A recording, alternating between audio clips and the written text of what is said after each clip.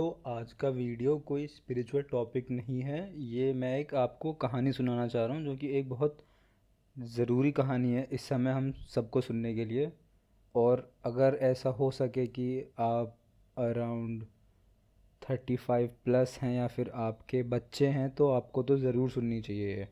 तो ये कहानी एक सोसाइटी की है। सोसाइटी समाज वाली सोसाइटी नहीं, एक जिस सोसाइटी जैसे आप गेटेड सोसाइटीज़ होती हैं जैसे जिसमें रहते हैं लोग अपार्टमेंट्स टाइप, उस तरीके की सोसाइटी है ये सिर्फ एक। लेकिन वहाँ पे अमीर गरीब लोग भी रहते हैं, मेजॉरिटी बहुत अमीर अमीर है। कुछ ऐसा है कि थोड़े इतने अमीर नहीं हैं, लेकिन मेजॉरिटी ऐसा है कि अमीर ही लोग रहते हैं उसमें।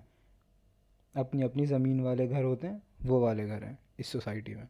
और आप अगर एक पेरेंट हैं या फिर आप थोड़े रिस्पॉन्सिबल आदमी हैं तो आप ये समझेंगे कि एक बच्चे को जन्म दे देना, ये ऐसा नहीं होता कि बच्चा बड़ा होकर आपकी सेवा करे इसलिए हम बच्चे को पाल रहे हैं। एक बच्चे को हमने जन्म दिया है तो हमारी एक रिस्पॉन्सिबिलिटी है उसके लिए कि हम उसकी एक अच्छी परवरिश करें। ये एक पिता का बहुत बेसिक रूल है। हर एक पिता ये चीज़ अपने दिल से जानता है, उसे किसी ने बताया नहीं है ये चीज़, पर एक पिता बना है कोई तो वो ये चीज़ करेगा ही करेगा। ये एक पिता का नेचर है ये चीज़।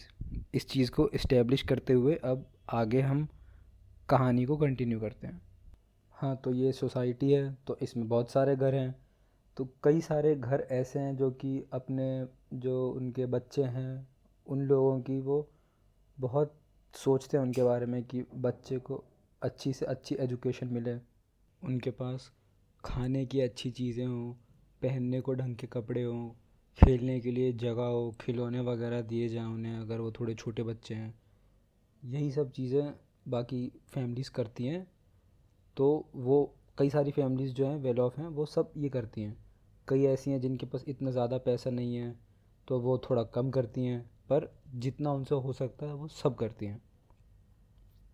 और कई ऐसी हैं जो कि अपने जो उनसे गलतियां हुई हैं वो उनको सुन के उस पे सुधार भी करती हैं कि ये मेरे बच्चे को इस चीज़ से दिक्कत हुई है तो फिर मैं इसमें ये इम्प्रूवमेंट लाऊं जिससे आगे से उसको ऐसी दिक्कतें ना हो। तो ऐसी फैमिलीज़ हैं, बहुत सारी हैं। लेकिन एक पर्टिकुलर फैमिली है, अच्छी खासी अमीर है। ऑलमोस्ट आप उसे कहोगे कि उस सोसाइटी में तीसरे या चौथे नंबर पे सबसे बड़ा मकान और सबसे रईस फैमिलीज़ में से वो आते हैं। तो ये उनकी कहानी है। बाहर से अगर आप इस फैमिली का घर अगर देखो तो लगेगा कि वाह, कितना बेहतरीन घर बनाया हुआ है इन लोगों ने, कितने ऐसे सुख चैन से जीते होंगे इनके बच्चे, एकदम मौज। लोग सोचते, जो बाहर के बच्चे होंगे वो सोचते होंगे कि इनके घर में काश मैं पैदा हुआ होता। सबका ऐसा सीन था उस घर के लिए कि मतलब क्योंकि इतना बेहतरीन बना हुआ था वो घर उनका। आप समझ सकते हो कि अगर वो सोसाइटी में तीसरे चौथे नंबर पे सबसे रईस आदमी है तो फिर वहाँ पे अच्छी सुविधाएं थी ऑलरेडी, मतलब घर अच्छा बना हुआ था। तो फिर लेकिन अगर रियलिटी में देखा जाए उस घर के बारे में तो उनका अंदर से अलग ही सिस्टम था कि जो बच्चे हैं उनको सुबह सुबह उठा दिया जा रहा है, कह रहे हैं कि तू ही झाड़ू लगा, तू ही पोछा लगा, सब काम तू ही कर, खाना वाना बना, और बच्चे गाली सुन रहे हैं। तो इस तरीके का हिसाब उनके घर में था। तो उनके जो घर के मुखिया थे, उनके जो पापा थे उस घर के, उस पर्टिकुलर घर के, वो क्या करते थे कि पूरे टाइम अपने दोस्तों के यहाँ घूम रहे हैं, ऐश कर रहे हैं। लेकिन घर के बच्चों की जो दिक्कतें हैं, उन्हें जैसे कुछ चाहिए, उनके पास बहुत पैसा है, वो कर सकते हैं उस चीज़ को कि मैं उनके लिए, अपने बच्चों के लिए कुछ कर दूं, लेकिन वो करते नहीं थे। उन्हें अपनी रिस्पॉन्सिबिलिटीज़ दिखाई नहीं देती थी, कुछ नहीं करते थे वो अपने बच्चों के लिए। जो बेयर मिनिमम है ना कि ये एक रोटी खा ली ज़िंदा रहेगा, कपड़े दे दिए पहनने को, कम से कम कुछ तो है, इस तरीके का जीवन अपने बच्चों को वो दे रहे थे। एजुकेशन के नाम पे भी ऐसे ही कि बस कुछ भी पढ़ा दिया, इस तरीके का उनका सीन चल रहा था कि कुछ ढंग के रिसोर्सेज भी नहीं दिए उन्हें पढ़ने के लिए। ऐसा चल रहा था, बेयर मिनिमम जीवन वो जी रहे थे। लेकिन जो अगर बाहर जा रहे हैं, वो अपने दोस्तों के यहाँ पे जा रहे हैं तो एकदम आलीशान गाड़ी में जाएंगे, अपना मस्त एकदम फैंसी कपड़े पहन के जाएंगे। वहाँ पे दूसरों को ऐसा दिखाएंगे कि कितने खुश हैं वो लोग, पूरा परिवार उनका बहुत खुश है। तो ऐसा उनका दूसरों को दिखाने वाला जीवन ऐसा चलता था। और उस घर में 3-4 बच्चे थे उनके आराम से। तो ऐसा था कि अगर किसी बच्चे ने कुछ अचीवमेंट कर ली तब तो उनके पेरेंट्स ऐसे खुश हैं कि वाह वाह ये तो मेरा बच्चा है, ऐसा जो कि हर एक पेरेंट करता है। लेकिन अगर बच्चे से कोई गलती हुई है तो उसको ऐसा नहीं ना कि बिल्कुल ही ये तो मैं जानता ही नहीं इसको, आप उसमें भी थोड़ा दिखाओगे कि हाँ हो गई गलती, एक रिस्पॉन्सिबिलिटी आप लोगे। बट इसमें वो लोग क्या करते थे, वो जो पेरेंट्स थे उनके, जो मुखिया है, वो सिर्फ उन्हें ब्लेम करता कि ये तूने ये कर दिया, क्या तुझे कुछ भी नहीं आता, मतलब इस तरीके का, जिसे आप कह सकते हैं कि एक टॉक्सिक बिहेवियर था वो उसके पेरेंट्स में, मतलब उसके जो पापा थे उसमें वो था। तो एक दिन क्या होता है, वो उनमें से एक बच्चा अपने पापा से खाना खाते थे, वो रात में खाना वाना खा रहे थे। उस टाइम पे उसने पूछ लिया कि पापा आपकी रिस्पॉन्सिबिलिटीज़ क्या हैं मेरे लिए। तो बस बहुत एक छोटा सा सवाल पूछ लिया। तो हुआ ऐसा कि उसके घर में और भी रिलेटिव्स रह रहे थे।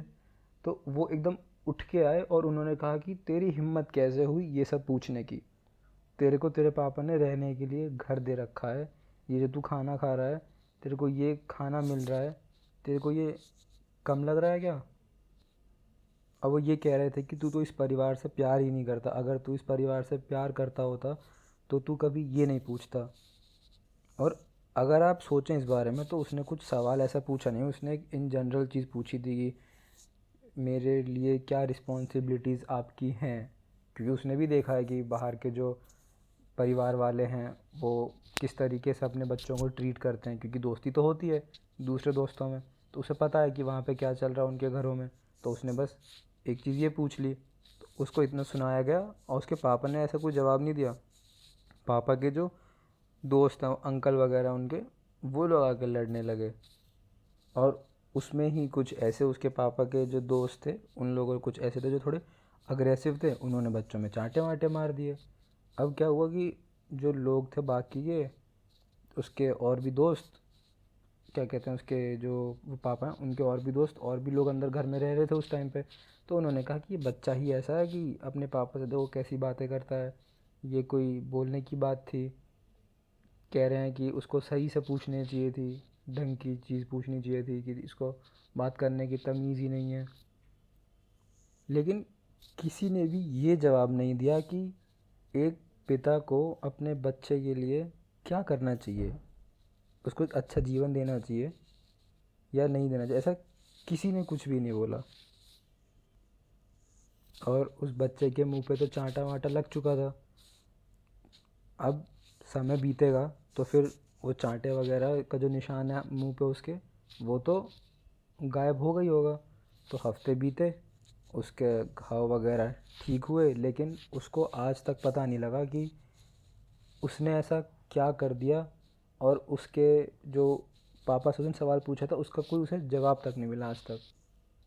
उनका अब जो नॉर्मल जीवन था वो तो चलता रहा, अंदर से बच्चे ऐसे ही घुट घुट के मरते रहे।